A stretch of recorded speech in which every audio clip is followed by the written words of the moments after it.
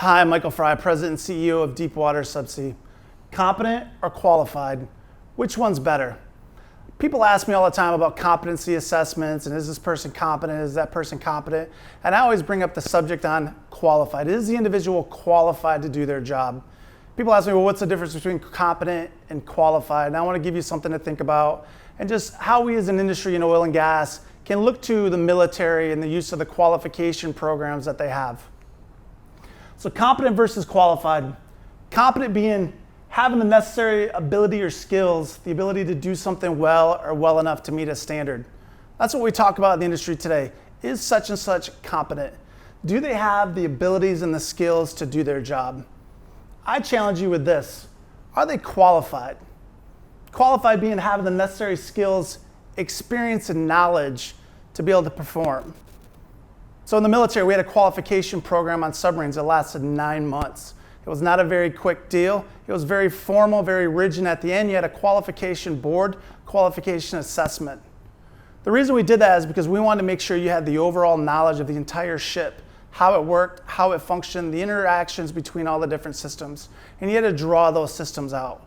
At the end of the 9 months, when you were ready to sit down for your qualification board, you got a group of your peers together and they assess you on your knowledge based on your experiences and the different skills that you gathered over that 9 months.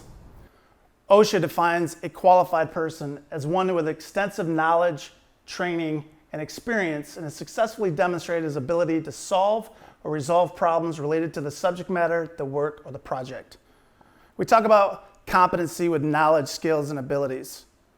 OSHA deems someone qualified if they have the knowledge, the training, the experience, and can demonstrate the ability to resolve or solve problems based on the subject matter that they're working on. Now, we talk all the time about competency programs. You go through, you fill out your competency programs, you get an assessment by your manager. Does that mean you're qualified to do the job? You're competent to work in the subsea department, but are you qualified to be the night subsea?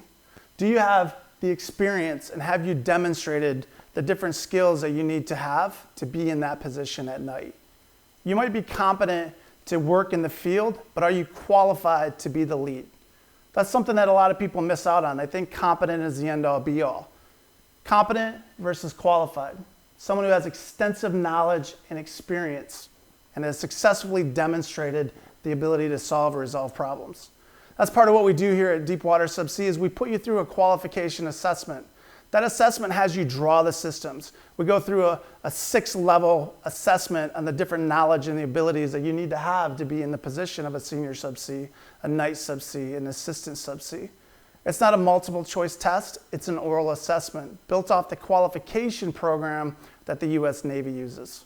Something that I think is interesting is IEDC actually talks about traditional qualification relies on attendant training and on years of experience, while competency relies on the observation of the performance of the knowledge, skills, and abilities. For me, qualified, years of experience.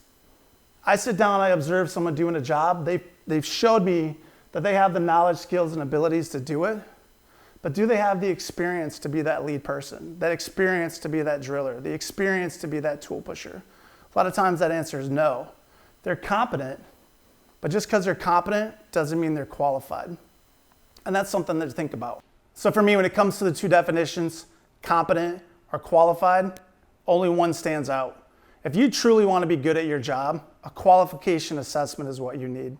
There is no competency assessment. The industry goes about saying, hey, we do competency assessments. They check the boxes. Here's a formal competency assessment. They bring a third party out and they ask the same questions over and over and over again. Utilizing the Deepwater Subsea approach to qualification assessments, we ask you on 11 different topics. 11. Around 270 different questions. I've actually had a drilling contractor call it a lie detector test. Come out and assess our competency program and show me whether or not our guys are qualified to actually be out there doing their job.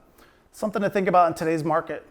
If I look at the CFR and I look at the different things that Bessie's getting ready to come out with, they want to know, does someone have the knowledge and skills to be able to perform their job? They're not necessarily talking about competency, they're talking about extensive knowledge and skills. Are they qualified to be in the position that they're supposed to be in? If you're interested in finding out more about our qualification programs, please feel free to drop me an email at mike@deepwatersubsea.com. And I can promise you that you'll be glad you did, because we'll help take your employees to an entirely different level. And we'll help minimize the risk that you face today by having competent people sitting in positions that they're not qualified for.